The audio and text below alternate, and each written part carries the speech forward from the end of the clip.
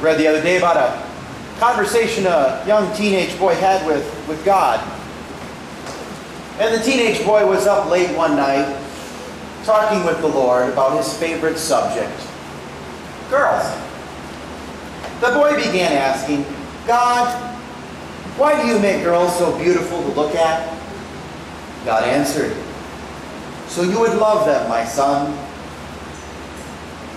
And then the boy asked, God, why did you make girls all soft and cuddly?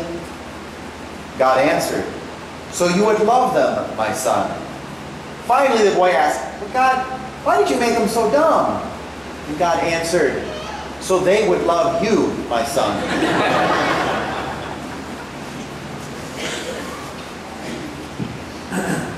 Today's readings have to do a lot with the law.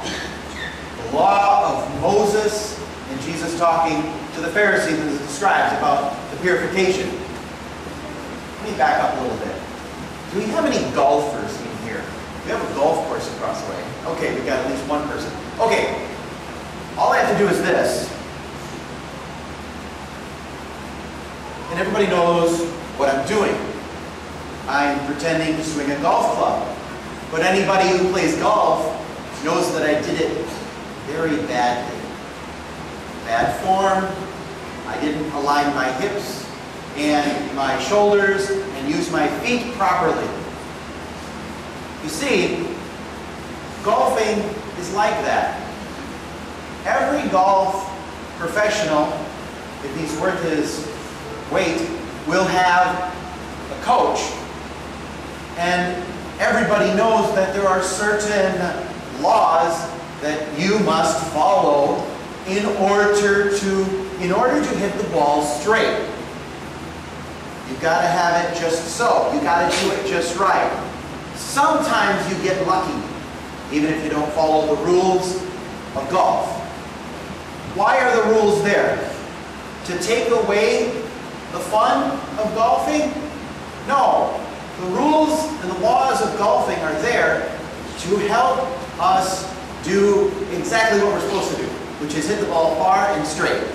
And when we don't follow the laws of golf, we don't follow what the instructor is telling us, we don't listen to him when he says, okay, you need to do something with your shoulders differently, or your feet, or your hips, or your body, you're not using it right.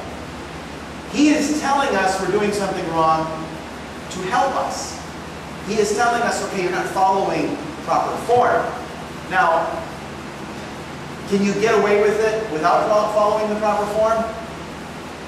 Probably not. You're probably not going to hit it right. You're going to slice it, you're going to hook it, you're going to spend time in the sand traps, you're going to waste time. And the law is much like that. So if we look at the readings, the first verse from Deuteronomy, now Israel, hear the statutes and decrees which I am teaching you to observe. Why? That you may live. It is important for us to remember that in Deuteronomy, which the name Deuteronomy means the second law, Deutero meaning second, and it means second law, but they're emphasizing the statutes and decrees that the Lord has given them. And then later on in Deuteronomy, the author says that these statutes are given so that you and your descendants might live. The rules of golf are given to us so that we can have a better score. Now let's look at the responsorial psalm. One who does justice will live in the presence of the Lord. The psalm is emphasizing justice. When we have to make a decision about something, we also have to understand what is just. How is this or that choice going to enhance and not take away from the life and dignity of each person? And we also have a special duty, just like it says in the Old Testament and the New Testament, to take a special obligation towards those who are weak, those who are not yet born, the poor, the migrant, the alien among you. We examine the facts and the situation to consider what is just and right. And in the second reading, it says in verse 21, humbly welcome the word that has been planted in you and is able to save your souls. The word directly connected to the law of God. It is another aspect of forming our conscience. Prayer, reflection, these things form our conscience. And we hear or strive to hear the voice of God resounding within us to reveal the truth to us, calling us to do what is good and to shun everything that is evil. And so, in the bulletins this week, there's an insert there that the United States Council of Catholic Bishops has so wonderfully put together about formation of conscience, about justice, about the law, and how those apply to faithful stewardship, faithful citizenship. And if we are attentive to God's voice, we will take regular time to pray, to reflect upon God's will and God's work in our life. Now, looking at what Jesus had to say in the gospel, he's careful to clarify what that means. These people honor me with their lips, but their hearts are far from me. There's a distortion of the law that Jesus is trying to correct.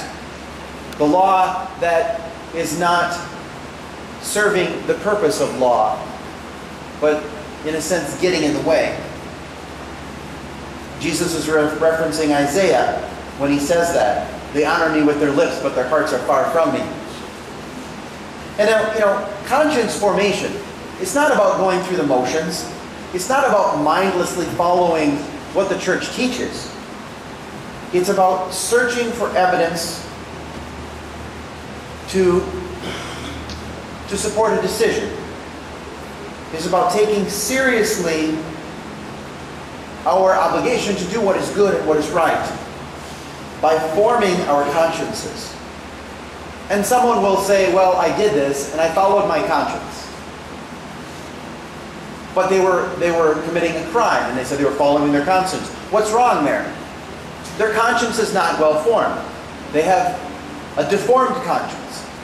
And so it is necessary to properly form it. And all of us have some deformity in our consciences because of the effects of sin. So we must continually work to strive to overcome those tendencies. It can be affected by pride or selfishness or other things. In summary, what is it required to form our conscience? The first thing is a desire to embrace goodness and the truth. The second is to study the Scriptures and the teachings of the church. The best place to look is the Catechism of the Catholic Church. In the back there's an index on a range of topics, everything from death, life, medical issues, astrology, horoscopes, all of these things. The next, an examination of the facts and the various bits of background information about a situation. Because many situations are not black and white. There are gray areas, end-of-life issues. Questions like, do we pull the plug or not? It's not a black and white issue necessarily, it depends on the circumstances. Another one is prayerful reflection to discern God's will and forming ourselves by reading what the bishops give us. It's not all cut and dry, but it gives us a good direction to look, to find out where God is leading us. And so how do we apply this? Now, in the statement about forming our consciences for faithful citizenship, the bishops point out some issues about which we should form our consciences. And some of these are the continuing destruction of those who are not yet born through abortion or other threats to life and dignity, those who are vulnerable, sick, unwanted. There should be renewed efforts. There are renewed efforts to force Catholic ministries in healthcare, education, and social services to violate their consciences or to stop serving those in need. We've already seen those threats manifest themselves through the Health and Human Services mandate, which is forcing Catholics to pay a fine, which I think is $100 a day, or violate their consciences by providing health care, which really isn't health care. It includes abortifacients and things of that nature. And there are many places which can no longer participate in adoption. Why? Because the church has maintained and always will maintain the understanding of the proper form of marriage, the only real form of marriage that can exist between one man and one woman.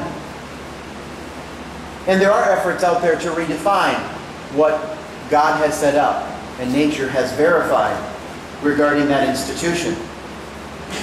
We are in an economic situation which has damaged lives and livelihoods. There's increased unemployment, deficits, and there's a duty to respond to protect the poor and to protect the future generations. And we need to address, as faithful citizens, a broken immigration system. Comprehensive members to respect the laws and to modify the laws as needed to protect human rights, to protect the dignity of refugees and immigrants, and to keep families together and advance the common good.